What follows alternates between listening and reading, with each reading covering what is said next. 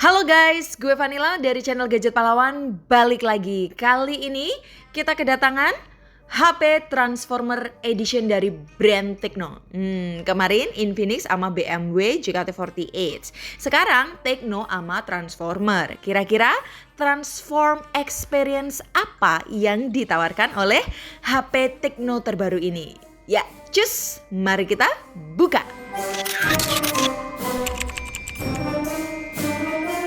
Ya guys, Tecno Spark 30 Pro ini kami beli di harga promo ya, cuma 1,8 jutaan plus ongkir. Nah, jika harga normal itu di angka 2 jutaan kecil saja. Tapi saya yakin harga stabilnya HP ini ya di bawah 2 jutaan lah. Nah, sekarang kita mau komentari dulu boxnya ya guys ya. Terbilang menarik sih ya, kayak box mainan gitu dan ini cukup tebel dan gede proporsinya ya guys ya. Ini menggambarkan apa ya? Kayak seperti kontainer boxnya Optimus Prime. Bahkan kalau kita sandingkan dengan boxnya Infinix Note 40 BMW Edition ini ya. Ya menurut saya sih boxnya udah paling gede nih ya. Karena di bawahnya ada box tipis lagi berisi Mac Charge. Tapi ternyata box Tecno Spark 30 Pro lebih tebal lagi. Oke, boxnya ini didominasi warna biru dan merah seperti body Optimus ya guys. Terus di tengahnya ada lambang Autobots yang jika kita raba itu ada bertekstur gitu loh guys. Plus di ujung kanan ada varian RAM yang saya pilih yaitu RAM 8 per 128 GB. BTW ya guys ya, kalau Anda beli di toko ijo seperti saya, ini cuma ada pilihan ROM 128 GB. Berbeda jika Anda search di toko Orange, ternyata terdapat pilihan ROM 256 GB. Kenapa begitu ya? Salahnya gue sih ya guys ya, agak keburu beli di toko ijo, tidak coba cek dulu di toko orange. Tahu begitu kami beli yang ROM 256 GB karena harganya beda dikit banget. Tapi ya udahlah ya. Oke, next kita move on aja di bagian belakang. Tertera informasi baterai HP ini 5000 mAh, 1000 plus charge cycle. Jadi secara teori nih ya, misal kita charging HP ini sekali dalam sehari, maka dalam kurun waktu hampir 3 tahun, kesehatan baterai Tecno Spark 30 Pro ini diklaim masih terjaga. Di bawahnya lagi ada logo Hi-Res Audio dan logo Hasbro sebagai pemegang lisensi Transformer. Oke, mari kita buka. Ini gimana caranya ya? Wait. Oh, tinggal diselorot aja guys. Oh, ini bisa dilepas guys. Wah, ini sih ada favorit gue ya, si Bumblebee guys. Karena saya suka warna kuning dan di samping ini ada Optimus. Sebenarnya saya berharap sih kalau ada varian Bumblebee, pasti gue beli lagi sih. Nah, langsung kita disambut oleh sang Optimus Prime. Kita ambil, di dalamnya ini ada casing ya, berjenis jelly case ya. Tertulis juga Optimus Prime.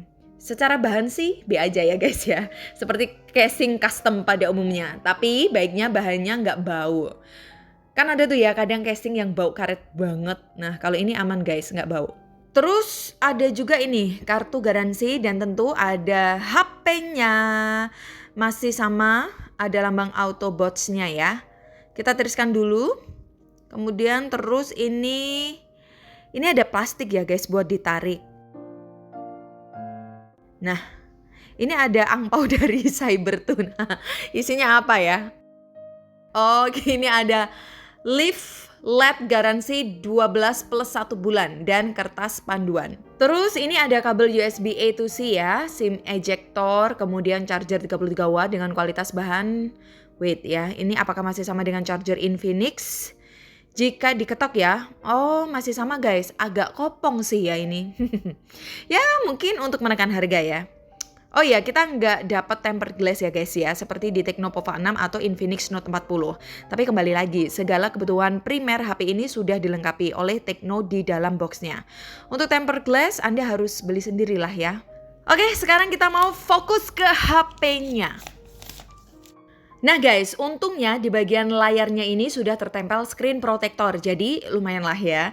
Ada pula kamera selfie 13 megapiksel. By the way, secara informasi, baik di situs resminya maupun di GSM Arena, tidak ada yang menyebutkan layar HP ini pakai proteksi jenis apa. Tapi untuk proteksi bodinya jangan khawatir, si Optimus ini sudah bersertifikasi IP54, jadi tahan akan cipratan air atau air hujan. Oke, mari kita move on ke bagian belakangnya ini guys. Tentu backdoornya ini bahannya dari plastik. Finishingnya sih ini mirip seperti plat besi robot ya guys. Kayak ada baut-bautnya gitu, cuma teksturnya flat, gak bisa diraba.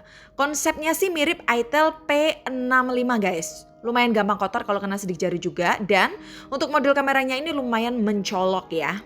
Lensa yang berlist biru ini beresolusi 108 megapiksel f1.9 ya. Terus yang berlist merah ini hanya kamera berjenis auxiliary lens. Apalah ya itu, entah, tapi yang nggak terlalu guna gitu loh guys. Terus lensa yang ketiga ini warnanya hitam. Ini tuh bukan kamera ya guys ya, tapi ini tuh IR blaster guys. Jadi HP ini bisa digunakan sebagai remote AC, TV atau lainnya. Dan yang putih ini adalah LED quad flash. Jadi untuk seri kali ini sayang sekali tidak disematkan lampu ritmik yang berguna untuk notifikasi. Terus guys, ini bagian framenya jelas plastik juga, bercorak metal glossy ya, yang tentu mudah kotor juga kena sidik jari. Cuma untungnya framenya ini dibuat agak rounded ya, jadi feel genggamannya tuh lebih nyaman daripada Tecno Pova 6. Terus untuk sisi positifnya lagi, tombol volume dan tombol powernya dibuat lebih timbul, tidak flat seperti Infinix Note 40. Jadi ya lebih enak ditekan dan lebih terasa clicky. Next, bagian bawah ada grill speaker, port USB Type-C, mic, dan jack audio. Terus di bagian kiri ini ada slot SIM card berjenis triple slot ya. Nice sih ini. Kemudian beralih ke atas ini ada speaker lagi bertuliskan Dolby Atmos.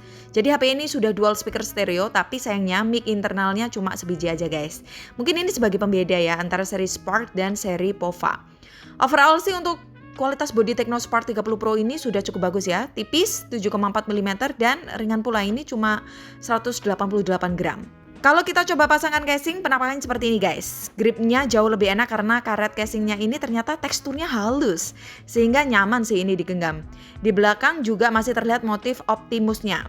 Bibir casing area kamera bagusnya ini dibuat agak tinggi sih ya, sehingga bisa melindungi kamera agar tidak mudah lecet. Oke, langsung aja kita nyalakan. Ini dia tampilan awal dari Tecno Pova Spark 30 Pro edisi Transformers. Oke, untuk menunya seperti ini ya guys ya. Custom icon jelas ada, cuman hanya terbatas pada iconnya. Tapi tidak sampai ke akarnya, misalnya di control center dan di dalam menu pengaturan tidak ada polesan tema Transformer. Daripada gue bingung nih ya untuk explore menunya, kita coba setting iconnya aja ya. Kita pilih icon Cybertron, planetnya Optimus ya. Terus kita atur iconnya ke 90% aja. Dan ganti wallpaper ini aja ya. Nah, cakep kan? Dan yang cakep bukan itu aja sob. HP murmer ini juga sudah dilengkapi fingerprint in display. Mari kita coba kecepatannya ya. Responsif sekali saudara. Sekarang kita coba masuk ke pengaturan untuk melihat sistem operasinya. Jadi Tecno Spark 30 Pro pakai polesan HiOS versi 14.5 Android 14. Kami belum tahu kabar pastinya ya, HP ini dapat berapa kali update software. Tapi biasanya kalau HP Tecno cuma dapat 1 kali update saja dan 2 tahun security patch. Jadi kemungkinan HP ini mentok di Android 15 saja. Kemudian ini untuk memorinya, sebelum kami download aplikasi lain hanya termakan 15% saja atau terpakai 19,89 GB dari 128 GB. UI-nya ini terbilang ringan sih, terlihat ketika kita buka aplikasi bawaannya, kita belum menemukan iklan guys. Entah ya, si Tecno ini ambil untung dari mana padahal harganya udah murah. Apakah buat HP tanpa iklan itu sudah dapat untung? Mungkin Mas Redmi bisa menjawab. Tecno Spark 30 Pro ini juga masih sediakan aplikasi freezer ya guys, yang berguna untuk membekukan aplikasi yang dirasa jarang digunakan untuk bisa menghemat baterai dan RAM. Kemudian ini ada NFC, Wi-Fi sharing, ada FM radio, ada mode privacy, ada AI Assistant, always on display, terus ada pula generator wallpaper AI versi terbaru, kemudian ada juga dynamic port versi yang lebih maju. Jadi dynamic port ini atau yang biasa kita kenal dynamic island, tampilannya sekarang lebih interaktif dan intuitif ya, jadi seperti iPhone. Berbeda dengan versi lama, misal kita bandingkan dengan Infinix Note 40, untuk play music by Spotify, dynamic island di Infinix tidak bisa tampilkan dan merespon sentuhan. Kemudian ini ada pula jendela mengambang ya, ada panel pintar, ada mode game plus bypass charging, ada hub pintar untuk mempermudah pindahkan multifile, ada aplikasi ganda, dan yang tidak kalah penting ada fitur anti pencurian, verifikasi power off seperti HP Samsung. Next, kita bahas layarnya ya guys ya. Oke, untuk HP ini punya settingan otomatis refresh rate-nya hingga 120 Hz. Jadi, jika kita gerakan layarnya bisa mencapai 120 Hz dan jika kita berhenti, layarnya stay ke 60 Hz. Untuk scroll beranda IG, si Optimus ini lancar melaju di 120 Hz. Kemudian untuk Lazada juga bisa ke 120 Hz. Namun, untuk aplikasi TikTok cuma 60 Hz aja guys. Kalau di beranda YouTube tentu bisa 120 Hz ya guys. Kemudian untuk tipenya, ini sudah AMOLED, 1 miliar warna, 6,78 inch, beresolusi Full HD Plus dengan kerapatan pixel 393 ppi density. Kualitasnya sih udah lebih dari kata cukup ya, melebihi harganya. Bahkan untuk luar ruangan, HP ini juga ada pengaturan mode kecerahan tinggi yang bisa mencapai 1700 nits secara teori, sehingga layarnya masih bisa terlihat. Kalau mengenai bezel sih ya, walaupun terlihat lebih tebal ya, ini kalau dibandingkan dengan Tecnopova 6 atau Infinix Note 40 ini, menurut gue sih ya udah cukup profesional lah ya, saya tidak terlalu mempermasalahkan. Jangan terlalu melihat ke atas ya kawan, lihat aja ke bawah. Misalnya ada HP 2 jutaan, tapi dengan bezel yang lebih tebal. Contohnya nih, Samsung M15 5G ini. Ya kan? Nah, kan?